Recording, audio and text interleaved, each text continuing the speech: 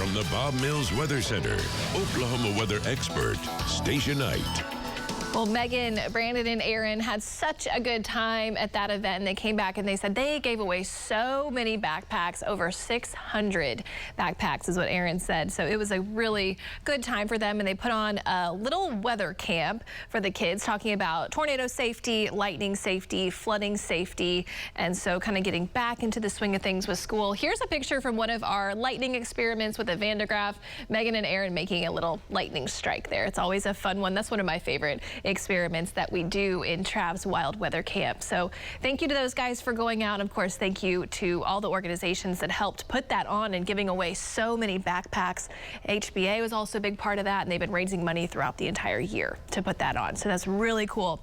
What's not so cool, we're still dealing with oppressive heat, but rain chances increasing this weekend couldn't come at a better time because we are about 2 weeks without decent rain. It's been 12 days since a quarter inch of rain has fallen from areas across northern Oklahoma and even longer across the southern parts of the state. So even though the drought conditions haven't really changed week to week, we could see that really starting to go downhill in the coming weeks if we don't get any rain. Worst drought conditions still show up in northwestern Osage, Chautauqua County, Kansas, and far western Montgomery County, Kansas. So there are still parts of the state dealing with pretty serious drought conditions, and rainfall amounts over the next week or so with the pattern changing could bring in anywhere from a ½ inch up to maybe just shy of an inch of rain, cumulative though over 7 days. Rain will start tomorrow for some, mainly up in southeast Kansas, northwest of Tulsa, as this boundary here continues to sink a little farther south. Slowly but surely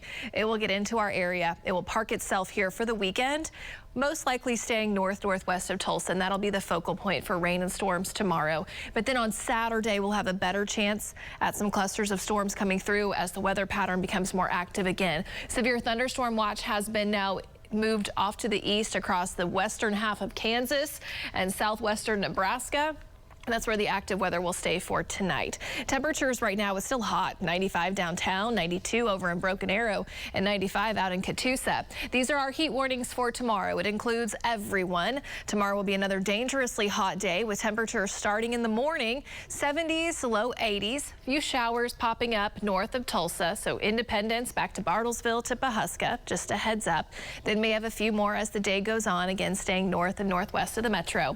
Highs tomorrow, triple digits. 100 up to 104, and we may have an isolated shower or storm try to bubble up tomorrow evening. But Saturday morning, some of our future view models are really starting to highlight a cluster of storms coming through the northern half of the state with some wind, small hail, and heavy rain potential. Temperatures will be in the 70s, 80s, but the bigger story, of course, will be the rain and storms. Once the first batch moves through, there could be a second batch behind it. Now, depending on how strong that batch is, where it moves in, we could have these temperatures quite a bit cooler in spots. So that would be great. We also need the rain, so we're not too upset about that. But Saturday is going to be a tricky day, especially when it comes to the temperatures, depending on what time those storms come through. So just be advised about Saturday. We also may see a stronger storm, especially Tulsa north. Wind would be the primary issue, 50, 60 mile per hour wind gusts. Another batch of storms comes in early Sunday morning. We'll be in the 70s Sunday, and then in the afternoon the rain will clear out. Temperatures will be in the 90s Sunday afternoon, so that's when we say goodbye to triple digits.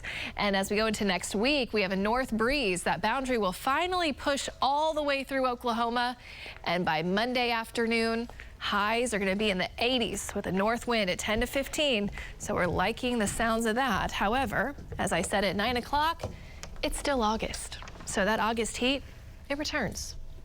It doesn't go away for very long. It comes right back.